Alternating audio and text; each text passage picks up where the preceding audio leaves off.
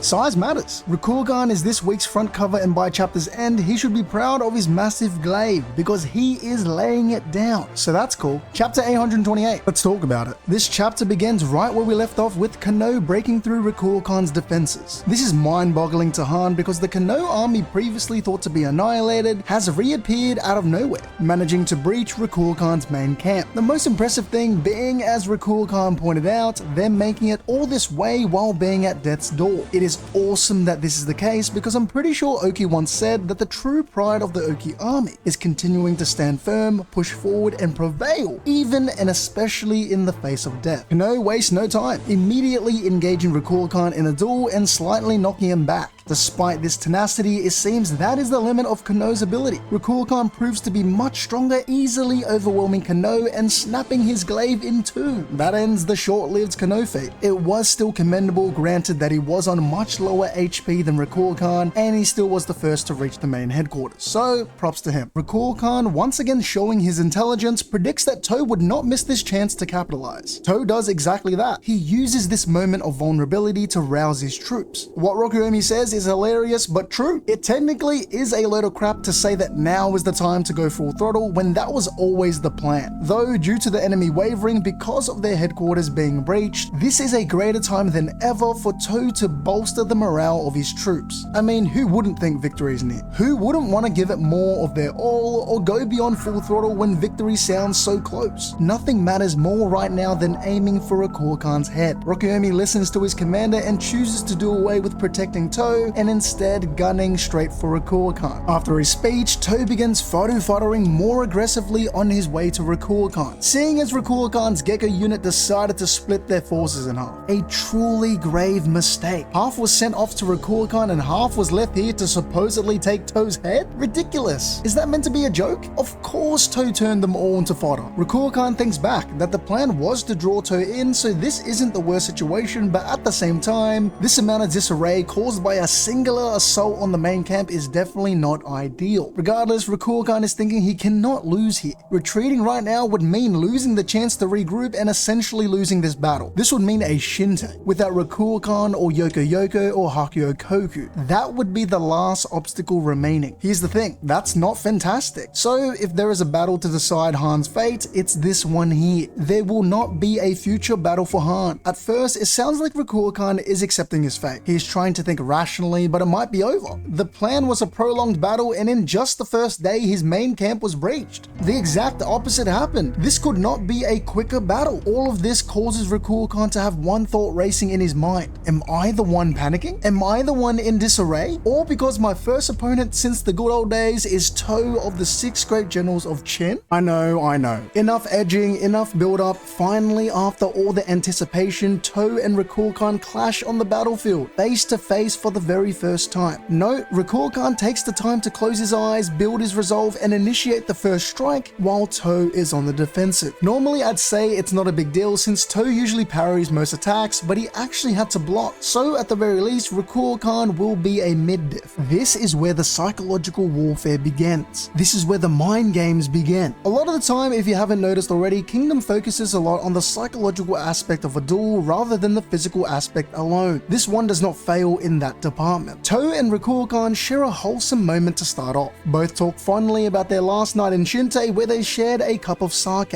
A little bit sus. Toh initiated this sentiment while Rokugan reciprocated, describing the sake they had that night as particularly exquisite. This could be easily brushed aside, but think back to what Jukyo said about this idea. The sake or wine shared between great generals has a different taste that can vary. This could be a crazy reach, but it means at least Toh and Rokugan taste like great generals. Pause. Continuing with the theatrics, Rokugan expresses to Toh his disappointment in not going back and forth using more elaborate strategies. He must have thought this was going to be an Osen and Riboku situation. Did he forget who he's dealing with? The mind games continue. This is the first jab, and the second, he implies that Toh has simply relied on a gamble. Gambling on a desperate move by Cano, he calls this anticlimactic. It's so obvious what he's doing. He's clearly rage baiting, shamelessly rage baiting. Toh Toh does not fall for it. He rebuttals by saying that this was the only way to trap Rokugan while keeping in mind that they are in a hurry to end this campaign. Toh is too happy with this outcome. He is already standing before Rokugan, but before he is able to finish off his joyous statement, Rokugan interrupts him.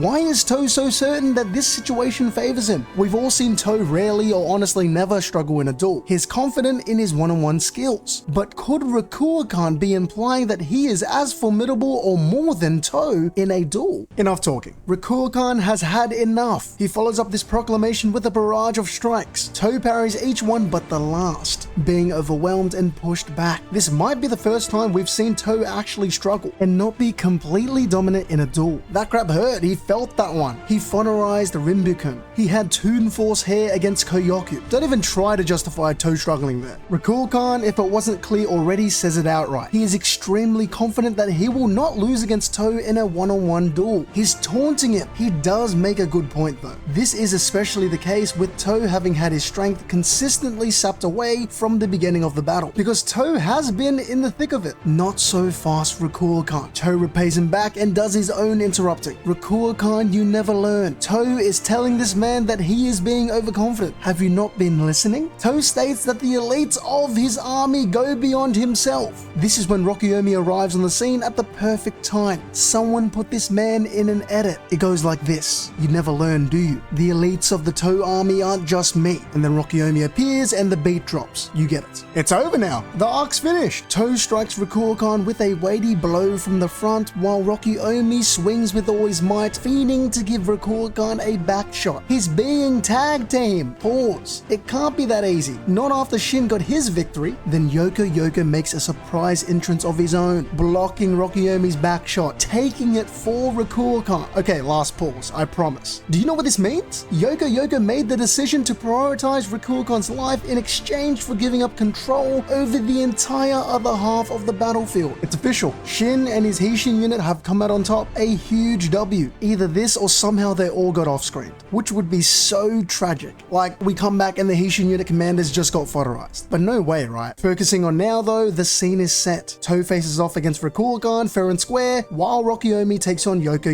An opportunity like no other for Rokyomi stocks to rise. As to what Shin and the others will do now, it should be an easy flank or some type of encirclement to completely end the battle. If you made it to the end, thank you for tuning in. Did you enjoy this video? Consider leaving a like and a comment, sharing it with a friend, and subscribing for more Kingdom videos like this.